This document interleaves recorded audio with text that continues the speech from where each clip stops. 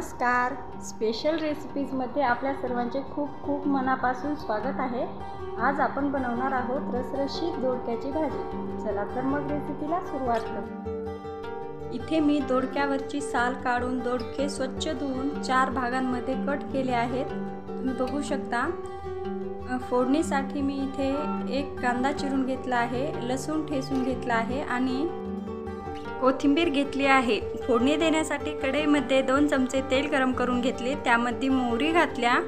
मोहरी टाकल्याच्या नंतर आपण लसूण आणि कांदा टाकून घेऊ. कांद्याला आपण छान परतून घेऊ. लालसर रंग येईपर्यंत कांदा परतून घ्यायचा. कांदा परतून घेतल्याच्या नंतर त्यामध्ये हळद टाकून घेऊ. 1 चमचा लाल तिखट आणि 1 चमचा झटपट अंबारी मसाला टाकू. चवीनुसार मीठ आणि थोडीशी कोथिंबीर टाकू.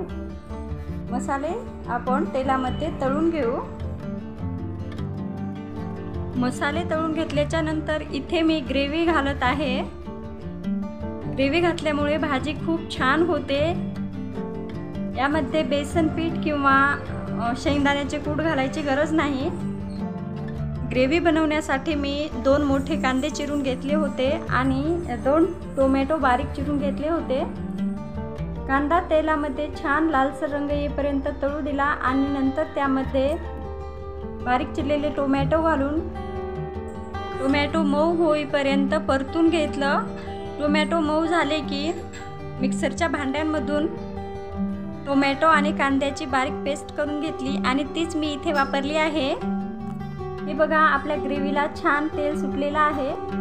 आता आपण त्यामध्ये दोडके सोडून घेऊ. दोडके टाकल्याच्या नंतर दोडके ग्रेव्हीमध्ये हलक्या हाताने मिक्स करून घेऊ. मिक्स करून घेतल्यावर त्यामध्ये दोडके शिजतील इतकं पाणी घालून घेऊ. आपल्याला भाजी जास्त पातळ नाही करायची. पाणी टाकून थोडं परतून घेऊ आणि 10 ते 15 मिनिट दोडके शिजवून घेऊ. शिजल्याच्या नंतर ही बघा, आपली दोडक्याची रसरशीत अशी भाजी तयार आहे. व्हिडिओ आवडल्यास लाईक, शेअर आणि सबस्क्राईब करायला विसरू नका. धन्यवाद.